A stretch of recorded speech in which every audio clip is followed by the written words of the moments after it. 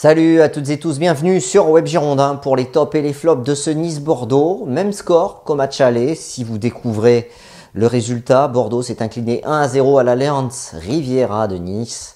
Voilà, Bordeaux ne gagne plus en championnat. On est à 2 victoires en bientôt 4 mois.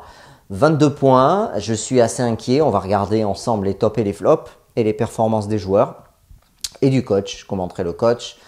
Vous avez vu que depuis quelque temps, on remet en question gentiment, mais on discute ses choix et on essaie de les comprendre. En tout cas, moi, j'essaie de les comprendre et quelquefois, je n'y arrive pas. Et c'est vrai que Bordeaux a eu un manque de réussite sur la première période, mais un manque de talent peut-être, un manque de détermination devant le but. Le résultat, en tout cas, il est là. Bordeaux ne gagne plus en championnat et Bordeaux va devoir regarder derrière et assurer rapidement les points pour rester en Division 1, en Ligue 1, parce que c'est vraiment le tournant de cette rencontre. Alors certes, on a 2 matchs de retard, mais c'est un tournant cette rencontre. Nice s'envole vers les places européennes, Bordeaux s'enfonce dans le championnat, dans le fond du championnat et dans le fond du classement. Voilà, alors la composition d'équipe des Girondins de Bordeaux, c'est du classique, on l'avait donné sur Web Girondin ce matin. La compo probable, c'est la compo qu'a alignée Ricardo. Elle était plutôt attendue. Et lors de l'avant-match, il y avait une approbation générale de cette composition d'équipe. Et la première mi-temps des Girondins, si ce n'est qu'on n'a pas marqué de but, a été plutôt bonne. Alors, la compo, Costil dans les buts et capitaine. La défense, Sabali, latéral droit. Il revient après son très bon match en Coupe de la Ligue. Koundé, Jovanovic, défenseurs centraux. Maxime Pounjé, latéral gauche. Devant, on a les 3 qui sont composés de Plasil, Otavio et Basic. Thomas Basic qui fait son retour, on l'attendait et il fait son retour. Devant, les 3 de devant, on a Briand en centrale, attaquant central, classique, c'est lui le meilleur en ce moment. Kalou à gauche, à la place de François Camano qui était sur le banc de touche, et Yann Karamo à droite.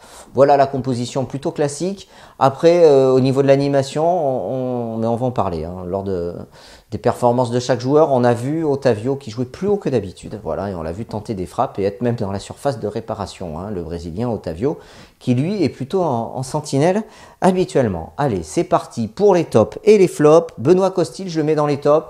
Il manque de nous sortir le péno, puisqu'on perd sur un penalty, mais j'en parlerai au moment de Jovanovic, du penalty. Donc il manque de nous sortir le péno, et puis il fait un arrêt exceptionnel sur Sako à la 57e qui nous permet d'espérer, parce que là si on prend le deuxième, c'est foutu.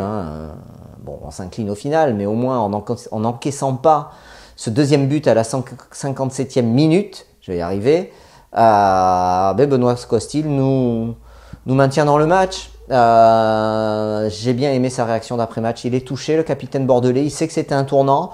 Voilà, on bascule du mauvais côté ce soir, vraiment. Donc, je pense que il en a bien conscience, le gardien des Girondins, et c'est ce qui peut, c'est ce qui peut permettre de comprendre sa réaction. J'ai trouvé très abattu. Voilà. En tout cas, c'est un top. Vous pouvez pas faire mieux ce soir, si ce n'est d'arrêter le péno. Mais bon, on peut pas faire des matchs exceptionnels.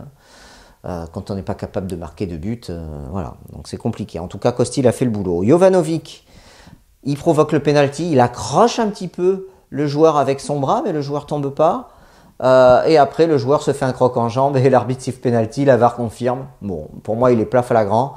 Soit c'est la faute du haut du corps, mais bon, ça déstabilise pas le joueur, il le tire un petit peu, qui est sifflé.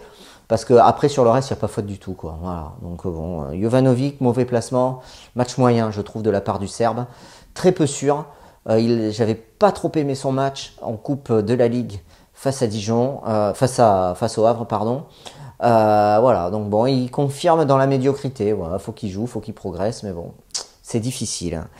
Jules Koundé, petit top pour Jules Koundé, vraiment. Heureusement qu'il est là. Dans les duels, dans les 1 contre 1, souvent il a sauvé les mauvais placements de son partenaire. 1 ou 2 relances ratées, mais bon, petit top pour lui, c'est une des rares satisfactions de la soirée, Jules Koundé.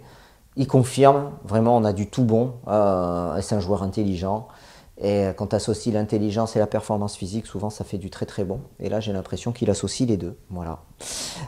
Youssouf Sabali, très très bon, je le mets dans les tops ce soir, ça n'a rien à voir avec le côté gauche, côté droit très performant, il a pénétré de manière très efficace la défense de Nice, il a centré, il aurait pu délivrer des passes décisives, il aurait pu marquer sur des centres tendus, déviés. Vraiment un très bon match de sa part. Si on avait plus de réussite devant et plus de talent, je pense qu'on aurait marqué sur une de ses actions. En tout cas, un top pour Sabali. Punjé. Punjé, match très moyen, je trouve. Voilà, pas grand chose à dire. Offensivement, c'est limite. Il nous a crédité un beau geste technique, mais bon, ça n'a pas été décisif. Voilà, donc match moyen de Punjé. Otavio a joué plus haut que d'habitude, je l'ai dit tout à l'heure. Et au final, il a été très bon en première période. Il a une balle de but à 6 mètres. Il prend une ou deux fois la frappe en plus. Voilà, donc c'est du bon Otavio qui joue plus haut. J'étais étonné de ne pas le voir cantonné au rôle de sentinelle. Je trouve que c'est là qu'il est le meilleur. Mais bon, je l'avais pas vu jouer aussi haut. Plutôt un bon match, voilà. On n'a pas concédé énormément d'occasions, quasiment aucune, hein, à part celle de Sacco et le penalty. C'est tout. Hein. Voilà, c'est tout. Hein. Maintenant, Yaroslav Plazil. Plutôt un bon match de Plazil, je trouve. Jusqu'à la 60e, il a fait le boulot, Yaro, hein, des fautes utiles. Dans le replacement, il était là. Dans l'animation, il a été là aussi, puisqu'on s'est créé beaucoup d'occasions dans ce match. Presque 20 tirs au but, hein, je crois, sur la rencontre, 18. Si je ne me trompe pas, c'est énorme. Et sur les 18, il y en a 12 qu'on ne cadre pas quand même. Hein. Des frappes au-dessus, à côté, il y en a eu énormément. En tout cas, Plazil, lui, il a bien participé à l'animation, remplacé par Camano à la 60e minute. Camano qui n'a pas fait grand-chose, j'ai pas grand-chose à dire sur Camano. Voilà. Il n'a pas été décisif, il a essayé de dynamiter un petit peu le jeu. Il fait une frappe contrée qui nous amène un corner. Voilà, bon. On ne sait pas s'il sera là après ce week-end. En tout cas, Camano qui est entré en jeu à 60e et qui n'a pas été décisif. Je ne mettrai ni top ni flop. Plazil, plutôt un bon match. Voilà. Basic, alors on voulait voir, et j'en étais le premier, à vouloir revoir Thomas Basic qui avait été très très bon. Là, le niveau, on sent qu'il a été élevé un petit peu plus par rapport à l'adversité et à l'équipe de Nice qui avait un milieu de terrain assez dense, hein, assez regroupé. Basic a eu un peu plus de mal, techniquement c'est bien, j'ai trouvé moins à l'aise que lors des matchs précédents. Voilà, un match moyen, je trouve, de la part du Croate. Voilà, on a fait les 4 de derrière, on a fait le gardien, on a fait les 3 du milieu. Maintenant, il nous reste à voir les 3 de devant. À noter quand même, je parlerai après de Le Rager. À noter, si je vais en parler tout de suite, autant le faire tout de suite, c'est le remplacement de Basic à la 66e par Le Rager.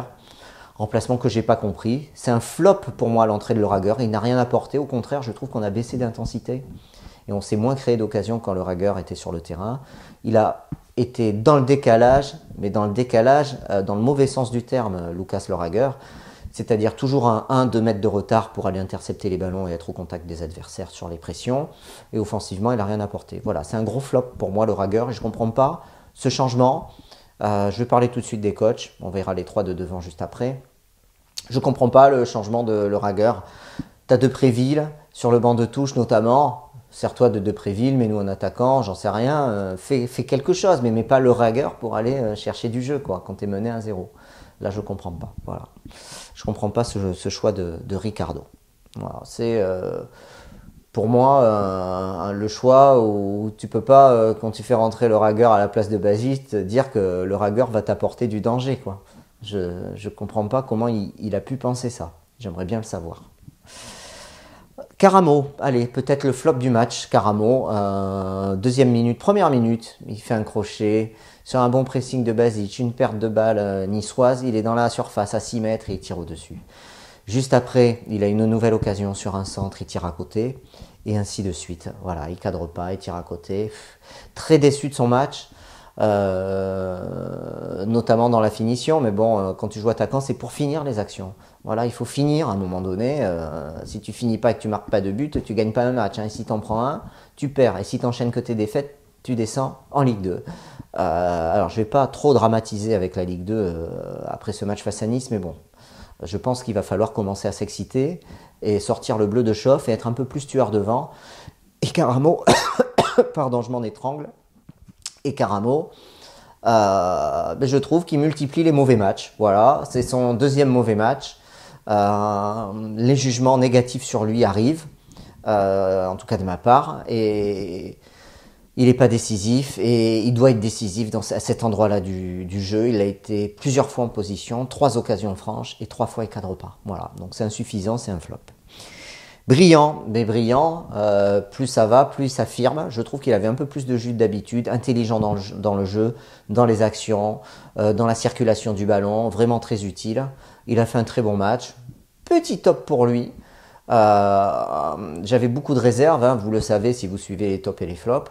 Et là, je trouve qu'il confirme de match en match. Et il s'affirme comme le titulaire indiscutable à la pointe de l'attaque des Girondins de Bordeaux. Voilà. Kalou, vif, sur son côté gauche. Malheureusement, il n'a pas été décisif. Match moyen en finale, je trouve, du Nigérian, même s'il s'est bien battu. Il a mis plus d'intensité que le match face au Havre en Coupe de la Ligue. C'était pas compliqué, me direz-vous. Voilà, donc match moyen en finale, entrée de Cornelius insignifiante, sert à rien, c'est un flop. Et voilà, je sais pas, il me semble que j'oublie quelqu'un, mais bon, c'est pas grave. Le Ragueur, Camano, non, j'ai parlé des trois. Voilà, pas grand chose à dire, très déçu de ce match. Donnez vous aussi vos tops et vos flops. Attention, prochain match, c'est mardi soir, c'est en Ligue 1. Là, si on va s'incliner à Angers, il y a danger. Voilà, sans mauvais jeu de mots.